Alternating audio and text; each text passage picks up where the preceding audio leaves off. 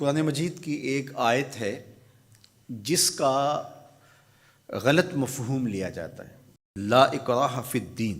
تو اس کا جو مفہوم لیا جاتا ہے عمومی طور پہ وہ یہ ہے کہ دین میں کوئی جبر نہیں ہے، اور جبر سے مراد مذہب بیزار طبقہ یہ لیتا ہے کہ کسی قسم کا کوئی قانون اور کوئی ضابطہ جو مذہب عائد کرتا ہے وہ نہیں ہے۔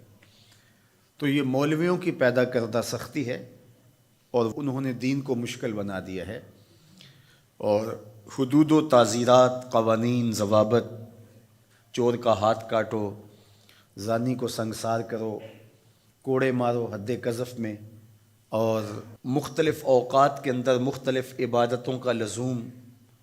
تو یہ کیا ہے جب قرآن کہتا ہے لا اکراہ فی الدین، دین میں کوئی سختی نہیں ہے، کوئی جبر نہیں ہے، جو مرضی کرو؟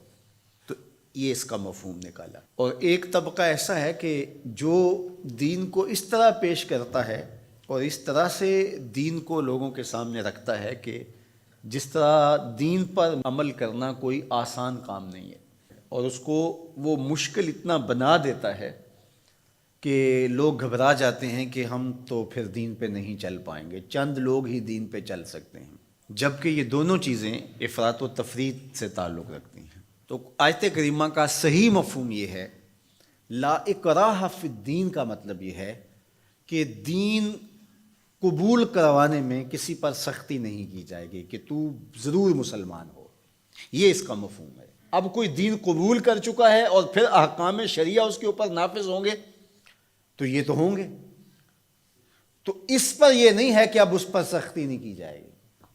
جو اس جامعہ میں، اس درس گاہ میں داخل نہیں ہوتا، پڑھنا نہیں چاہتا، تو ہم اس کو دھکے سے گھر سے اٹھا کر کے یہاں داخلہ نہیں دے سکتے۔ جس کی مرضی ہو آئے اور جس کی مرضی ہو نہ آئے، لیکن جو شخص یہاں آ کے داخل ہو گیا، پھر یہاں جو ہم نے ضوابط اور قوانین بنائے ہیں ان کا وہ پابند ہوگا، اس لیے کہ وہ اپنی مرضی سے آیا ہے اور اس نے یہاں آ کر کے داخلہ لیا ہے۔ تو اب وہ کہے کہ میں نہیں مانتا، تو وہ باغی کہلائے گا۔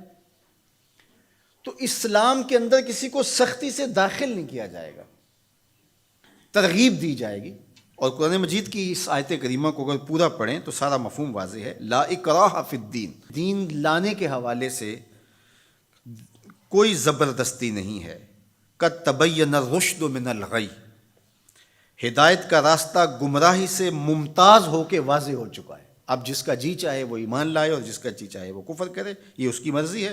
اگر اللہ چاہتا تو کسی کے دل میں کفر پیدا ہی نہ ہوتا، سب مسلمان ہوتے، لیکن اللہ تعالیٰ جل شانہ کی حکمت یہ نہیں ہے۔ انا ہدیناہ السبیل اما شاکرا و اما کفورا، ہم نے حق کے راستے واضح کر دیے، اب جس کی مرضی ہو وہ کفر کے راستے پہ چلے، جس کی مرضی ہو وہ اسلام کے راستے پہ چلے۔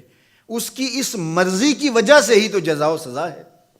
اگر اس کی مرضی سلب کر لی جائے اور وہ ایمان لانے پہ مجبور ہو تو پھر اس کا یہ کمال کون سا ہوا؟